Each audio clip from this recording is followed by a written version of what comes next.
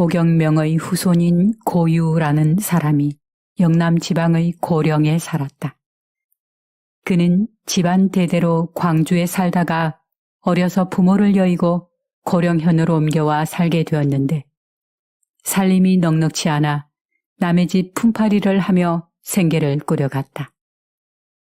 늘 부지런했고 게으름 피우는 법 없이 성실하여 사람들이 그를 고도령이라 불렀다. 이웃에 박아무개라는 이가 살았는데 그는 고을 수령을 보좌하는 향청의 우두머리인 좌수였다. 집은 매우 가난했고 혼기를 놓친 딸이 하나 있었는데 사람을 알아보는 안목이 있었지만 중매하는 이가 없었다. 그러던 어느 날 고도령이 박좌수에게 바둑을 두자고 청했다. 좌수님, 내기 바둑을 좌수님과 한번 두고 싶은데 괜찮으시겠습니까? 그러자 박좌수가 말했다. 그러지, 좋아. 고도령이 말했다. 제가 지게 되면 좌수님을 위해 품팔이로 1년 동안 일을 그냥 해드리겠습니다. 그런데 만약 저에게 지시면 저를 사위로 삼아 주실 수 있겠는지요? 그러자 좌수는 얼굴빛이 어둡게 변하더니 불쾌한 감정을 숨기지 못하고 바둑판을 밀치고 일어나며 말했다. 턱없는 소리! 그 턱도 없는 소리는 하지도 말게. 고도령은 무안해하며 그 자리를 떠났다. 그때 울타리 사이로 엿보다가 이 광경을 목격한 딸이 안으로 들어온 아버지에게 모른 채 하며 이렇게 물었다. 도대체 무슨 불편한 일이 있었기에 아버지께서 연거푸 턱없는 소리라고 하셨습니까? 그러자 좌수가 씁쓸하게 웃어 보이며 말했다. 허허 참. 고도령이 내가 바둑에서 지면 자기를 사위로 삼아 달라더구나. 이것이 턱없는 소리가 아니고 무엇이겠노? 고도령이 지금 하는 일이 비록 보잘것없는 일이지만 본래 그 사람 신분은 사대부입니다. 더구나 사람이 믿음직하고 착해서 도령이라고 이웃 사람들이 부르는데 그 사람을 사위로 맡는 것은 우리 집안에는 오히려 행운인데 아버지께서는 왜 턱없는 소리라고 하십니까? 딸의 말에 몹시 화가 난 좌수는 대꾸도 하지 않고 이웃 마을에 갔다. 사정을 잘 알고 헤아리는 마을 사람들 모두가 고도령과의 혼사를 힘써 권하자 좌수는 그만 혼례를 허락하고 말았다. 드디어 혼례를 치룬 전날 밤에 좌수의 딸이 고도령에게 말했다. 제가 서방님의 면상을 보니 빈천한 처지에 오랫동안 머물러 고생하실 상이 아닙니다. 더군다나 서방님은 양반이십니다. 그런 신분을 가지시고도 일자무식을 면하지 못하고 있으니 가문의 명성을 많이도 떨어뜨렸습니다. 그러니 서방님과 굳은 약속을 한 가지 했으면 합니다. 10년을 기한으로 삼아 저는 날마다 옷감을 짜서 온 힘을 다해 가산을 늘릴 테니 서방님은 글 공부에 전념하고 열심히 해서 과거에 급제하도록 하이소. 그렇게 서로 굳게 맹세하고 10년이 되기 전에는 만나지 않기로 하는 것은 어떻게 생각하십니까? 아내의 말을 유심히 들은 고도령이 말했다. 당신 말이 참 훌륭하오. 하지만 뜻대로 잘 될지 어찌 될지 어떻게 자신한단 말이오? 아내가 말했다. 뜻이 있으면 반드시 이루어지리라 생각합니다. 간절함으로 정성스러운 마음만 간직한다면 일이 이루어지지 않으리라는 근심이 왜 필요하겠습니까? 분명 잘 해내시리라 생각합니다. 잘 알겠소. 하지만 내 수중에 노잣돈 한 푼 없이 누구에게 배움을 청한단 말이오? 아, 그건 염려하지 마이소. 제가 짜놓은 배 몇 피를 장롱 속에 넣어둔 지가 이미 오래입니다. 이걸 내다 팔면 서방님의 여비는 충분할 겁니다. 지체 마시고 새벽닭이 울면 얼른 떠나시지에. 아내는 장롱 속에 고이 간직해둔 배 2피를 꺼내주었다. 마침내 새벽닭이 울자 고유는 아내와 작별하고 결연한 마음으로 집을 떠났다. 아내가 준 배를 시장에 팔아 수십 냥을 마련한 뒤 마을마다 돌며 훈장을 찾아다녔다. 이었고 합천에 이르니 몹시 깨끗해 보이는 집 한 채가 눈에 들어왔는데 맑은 시냇물이 흐르고 수양부들이 늘어서 있는 주위의 한 초가집에서 글 읽는 소리가 흘러나왔다. 고유가 매우 반가운 마음에 가까이 가서 보니 노인 한 사람과 아이들 5-6명이 상을 마주하고 글을 읽고 있었다. 옷을 주워 올려 단정히 하고 공손하게 들어가 절을 하고 상 아래에 꿇어앉아 말했다. 스승님, 저는 조실 부모하고 자라면서 배울 기회를 얻지 못했습니다. 지금부터 선생님을 따라 글을 배우고 싶습니다. 훈장이 한참을 찬찬히 보더니 말했다. 그러면 혹시 전에는 무슨 책을 읽었나? 고유가 말했다. 예, 저는 지금껏 글을 읽어본 책이 아무것도 없습니다. 그러자 노인은 천자문을 내주며 이렇게 말했다. 이 책은 아이들이 처음 글 공부를 시작할 때 익히는 글자이네. 한번 읽어보도록 하게. 고유는 책을 건네받은 후 인사를 표하고 남은 노잣돈을 식비로 충당해 주기를 정했다. 노인은 말했다. 나는 돈을 받고 식객을 대접하는 장사꾼은 아니지만 성의를 생각해서 우선 받아두었다가 자네의 먹고 입는 비용에 보태도록 하겠네. 고유는 이렇게 하여 이곳에 머물며 아침 저녁 하루 종일 천자문을 읽는데 게을리하지 않았다. 책을 앞에 두고 웅얼웅얼 소리내어 읽기를 그치지 않으니 함께 공부하는 아이들이 비웃으며 조롱하였다. 그러나 고유는 아랑곳하지 않고 열심히 책을 읽으니 훈장은 고유의 부지런하고 정성을 다하는 마음을 무척 갸륵하게 여겨 마음을 다해 가르쳤다. 그러자 한 달이 채 되지 않았을 때 다른 책으로 바꾸게 되었고 침식도 잊고 밤낮 없이 공부했다. 어느덧 5년이 지나자 과거 공부를 위한 문장력이 크게 향상되었고 마침내 과거 시험을 위한 글 공부가 본격적으로 시작되었다. 그렇게 몇 년이 지나자 실력이 크게 늘어 학식만은 어떤 선비도 따를 수 없는 경지에 이르렀다. 노인은 말했다. 자네의 글재주가 이토록 뛰어나니 이쯤 되면 과거에 응시하는 게 좋을 듯하네. 훈장의 말에 고유는 생각했다. 지금 나의 실력은 아직 정밀한 수준이 못 된다. 몇 년만 더 글 공부에 매진하면 과거 시험장에서 내가 독보할 수 있을 듯하니 아직은 응하는 것이 이르다. 이렇게 결심한 고유는 그만 여기를 떠나기로 하고 노인에게 뜻을 전한 후 감사의 인사를 올렸다. 노인과 작별한 고유는 해인사로 들어가 승려들에게 이렇게 부탁했다. 저는 가난한 선비입니다. 몇 년 글 공부를 하고 싶은데 양식을 댈 방법도 없고 산방도 구해야 해서 그래서 왔습니다. 저를 좀 도와줄 수 있겠습니까?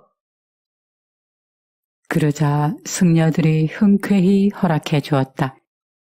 고유는 마침내 잠을 물리치기 위해 온갖 방법을 동원해가며 밤낮 각고의 노력을 기울여 산사에서 글 공부를 마치니 10년 기한이 채워졌다. 그때 마침 숙종께서 증광시를 실시하였는데 고유는 자신의 뛰어난 문장력과 쌓은 학문으로 문단에서의 으뜸가는 위치를 차지하기에 충분하다 판단하고 비로소 상경하여 시험에 응시하였는데 진사 장원으로 뽑혔다.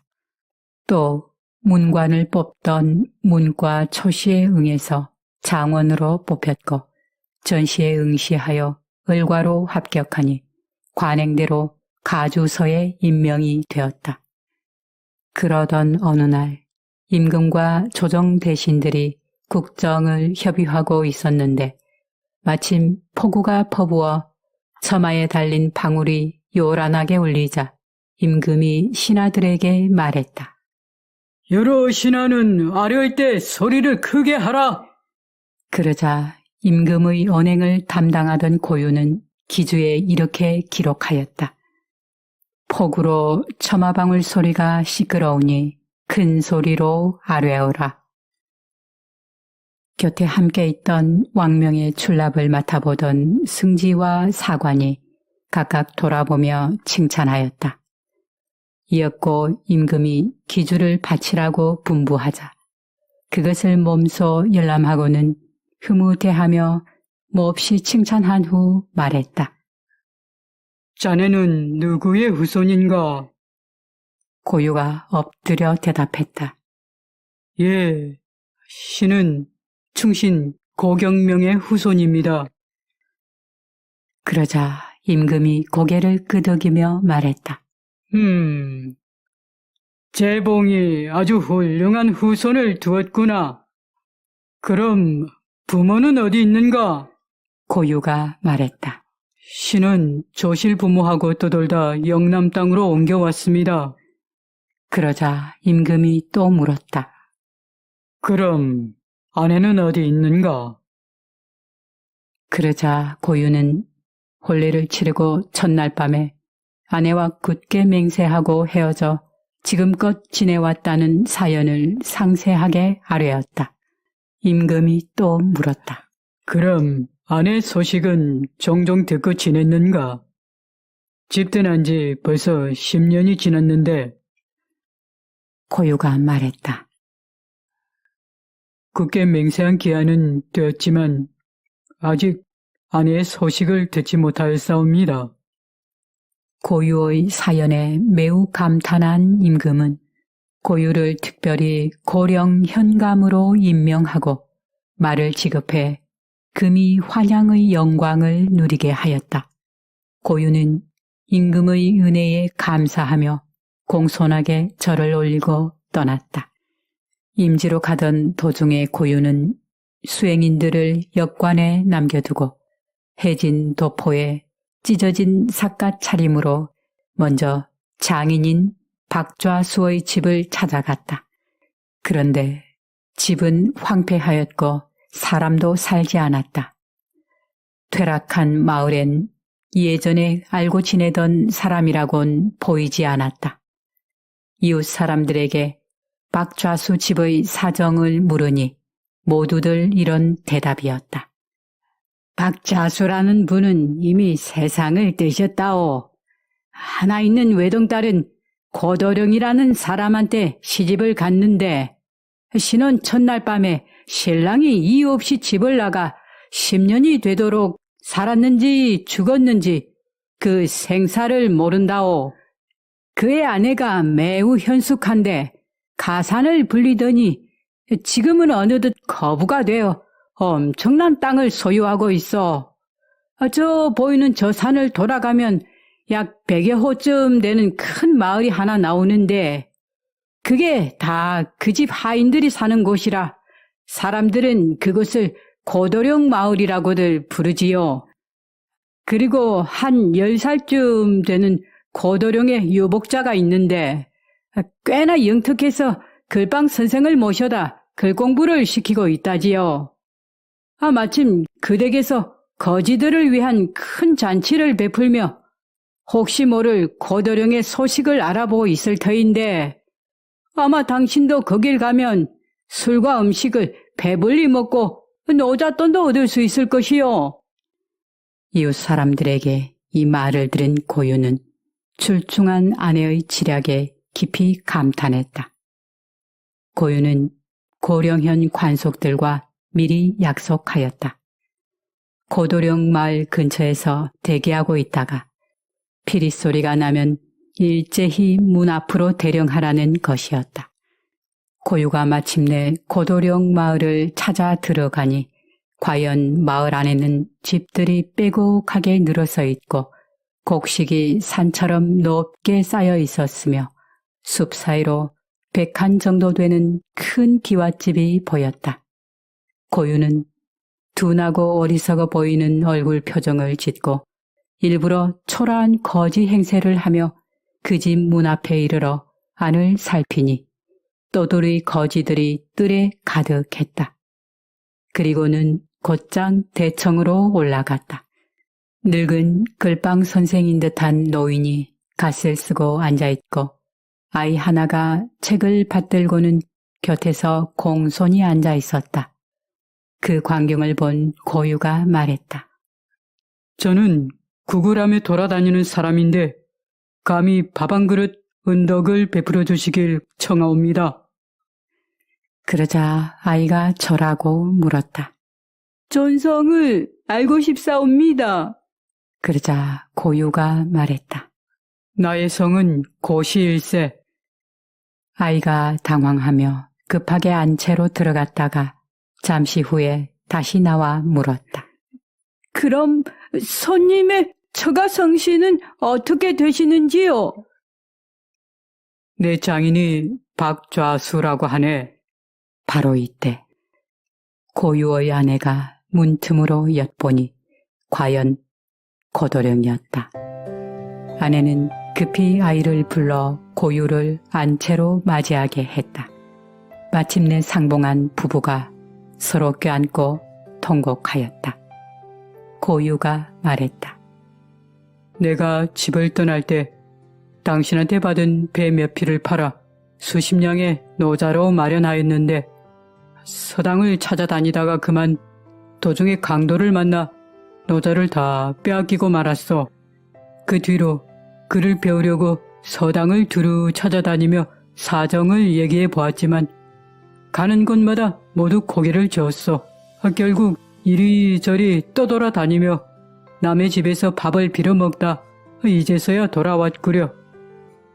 당신은 과연 약조한 것을 저버리지 않고 큰 부자가 되었건만 나는 이처럼 곤란한 지경에 놓여 있으니 당신을 대할 면목이 없어. 남편의 말을 유심히 들은 아내가 웃으며 말했다. 사람이 곤궁하고 현달하는 건 모두 정해진 하늘의 운명이니 억지로 할 수 없는 일이지에. 지금 우리 집에 쌓인 곡식이 수천 섬이 넘으니 우리 가족이 평생 배불리 먹고 따뜻하게 지내기에 아무 문제 없습니다. 이 밖에 뭘 더 바라겠습니까? 아내가 술과 음식을 마련해 고유에게 들도록 권했다. 그러자 고유가 말했다. 문 밖에 함께 온 일행이 있는데 이 음식을 밖으로 보내줬으면 좋겠어. 그 말에 아내가 여종을 불러 음식을 밖으로 내보내게 하였다. 본래 고유가 음식을 내보낸 이유는 함께 온 수행인들에게 술과 음식이 나올 때 문 밖에서 피리를 불어 관속들을 불러들이도록 약속을 해두었기 때문이다. 바로 그때였다. 피리 소리가 울리자 고령현 관속들은 일제히 문 밖에 와서 현감 부부에게 문안을 올렸다. 마을 사람들이 깜짝 놀라 허둥거리며 서로에게 물었다. 아이 도대체 이 댁이 무슨 일이랍니까? 글쎄 말입니다. 아랫사람들에게 문안 인사를 받은 아내가 남편에게 웃으면서 말했다. 저는 당신이 금이 환영하신 걸 벌써 짐작했었답니다. 왜 일부러 거짓 행세를 하며 이렇게 저를 속이신 겁니까? 아내의 말에 고유가 껄껄 웃으며 비로소 수행인들에게 분부하여 관복을 내오게 하더니 옷을 갈아입고 사랑채로 나와 정식으로 관속들의 인사를 받았다. 이튿날 소를 잡고 술을 만들어 이웃에 거처하는 노인과 부녀자와 아이들을 모두 불러 큰 잔치로 베풀었다. 아내가 말했다. 사람의 소망을 하늘이 이루게 도와주었네. 우리 부부가 지난날의 약속을 각자 이루어 10년 뒤에 다시 만났습니다. 당신은 관직을 얻어 귀해졌고 저는 부자가 되었는데 이 많은 재물을 쌓아두고 나눠주지 않는다면 이는 오랑캐의 짓이지 사람의 도리가 아닙니다. 그러니 가난한 집에 골고루 나누어 주는 게 어떻겠습니까? 고유가 감탄하여 무릎을 치며 말했다. 그래요. 당신 말이 참으로 훌륭하오. 내가 어찌 따르지 않을 리가 있겠소. 그리고는 그간 정성껏 부지런히 모은 곡식과 돈을 뜰로 내오니 산처럼 수북하게 쌓였다. 그리하여 주위의 가난한 집을 모두 찾아내어 골고루 나누어 주니 사람들 모두 춤을 추며 기뻐했고 그들을 칭송하는 소리가 우레 같아 경상도 고령의 그 일대가 모두 박씨의 덕을 기리게 되었다. 고유는 아내와 함께 임소로 들어갔고 고을을 잘 다스렸으며 특별히 경상도 관찰사에 임명되었고 차츰 승진하여 훗날 벼슬이 참판에 이르렀다고 한다. 영남 지역 사람들은 이 이야기를 지금까지도 훈훈한 미담으로 전하고 있다.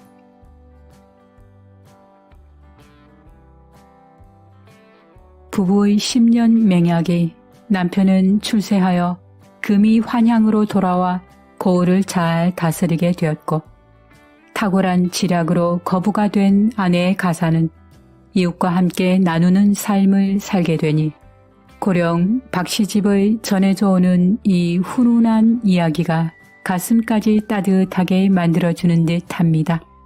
특히 고령 현감의 신분으로 임지로 가던 도중 아내가 거부가 되었음을 알고 일부러 궁색한 행색으로 아들과 아내 앞에 나타나 그들의 마음을 확인하고 서로 기뻐하며 통곡했던 부분이 무척 감동적이었습니다. 서로가 굳게 맹세하였지만 긴 세월을 참고 견디며 부지런히 노력하여 결국 각자의 뜻을 이룬 것은 참된 마음에서 나온 돈독한 부부애가 있었기에 가능하지 않았나 생각해 봅니다. 여러분은 어떠셨습니까? 남은 시간도 행복한 시간 보내세요.